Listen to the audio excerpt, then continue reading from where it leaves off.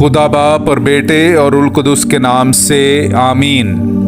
मेरे अज़ीज़ो, आइए हम खुदावंद अपने खुदा का शुक्र करें जिसने आज का ये खूबसूरत दिन हमारी ज़िंदगी में बढ़ा दिया। तो आइए अज़ीज़ो, हम आज के दिन का आगाज़ बाइबल मुक़द्दस में से पाकमा कलीसिया की चुनी हुई तिलावतों से करते हैं। वो ना तो स्तेफनुस की हिकमत का और ना ही उस रूह का मुकाबला कर सके जिससे वो कलाम करता था।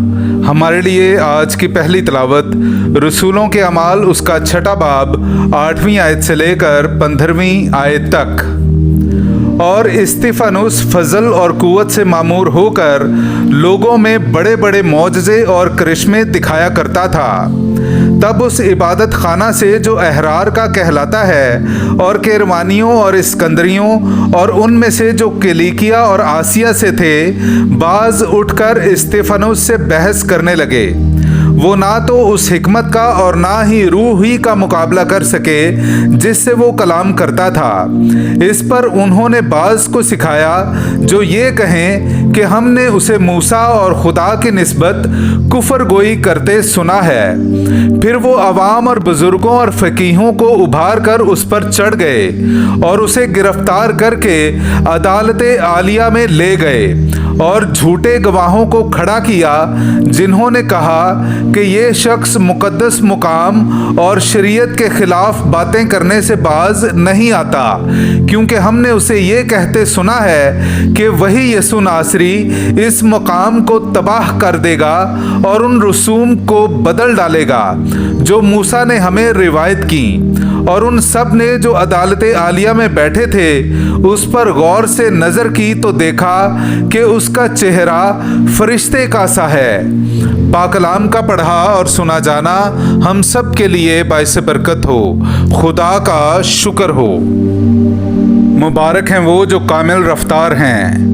मेरे अज़ीज़ो, आइए हम खुदावंद अपने खुदा की हम्द व तारीफ़ करें। मैं आपके सामने पढ़ूंगा ज़बूर नंबर 119, उसकी 23वीं से 24वीं, 26वीं से 27वीं और फिर 29वीं से 30वीं आयत तक। उमरा मजलिस भी करें और मेरे खिलाफ कहें, पर तेरा बंदा तेरे कवानीन पर गौर करता है, क्योंकि तेरी शहादतें मेरी खुशी का बायस और तेरे कवानीन मेरे सलाहकार हैं। मैंने अपनी रविश का इजहार किया और तूने मेरी सुन ली। अपने कवानीन मुझे सिखा, मुझे अपने कवायद के तरीक की तरबियत कर और मैं तेरे अजायबात पर गौर करूँगा। झूठ की राह से मुझे दूर रख और अपनी शरीयत मुझे इनायत फरमा।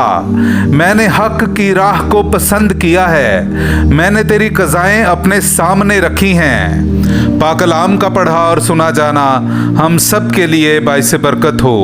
खुदा का शुक्र हो। हालेलुया।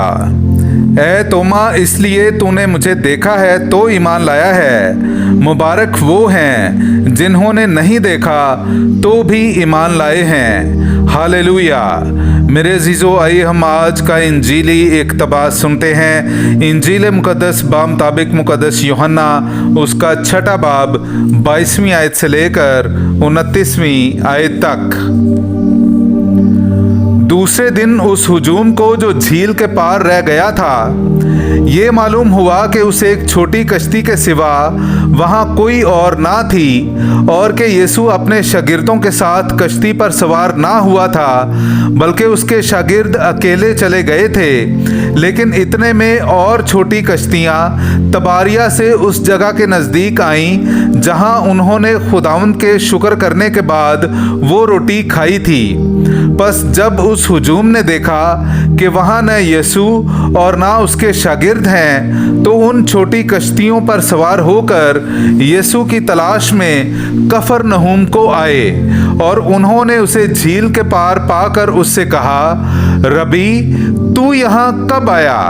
यीशु ने उनके जवाब में कहा कि मैं तुमसे सच सच कहता हूँ कि तुम मुझे इसलिए नहीं ढूंढते कि तुमने करिश्मे देखे, बल्कि इसलिए कि तुम रोटियां खाकर सैर हुए।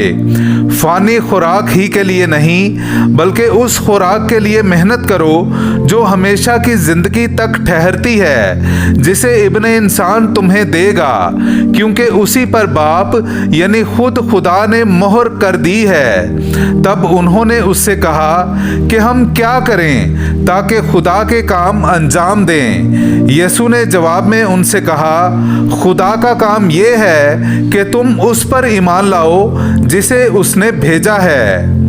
पाकलाम का पढ़ा और सुना जाना हम सब के लिए बाइस बरकत हो। खुदा का शुक्र हो।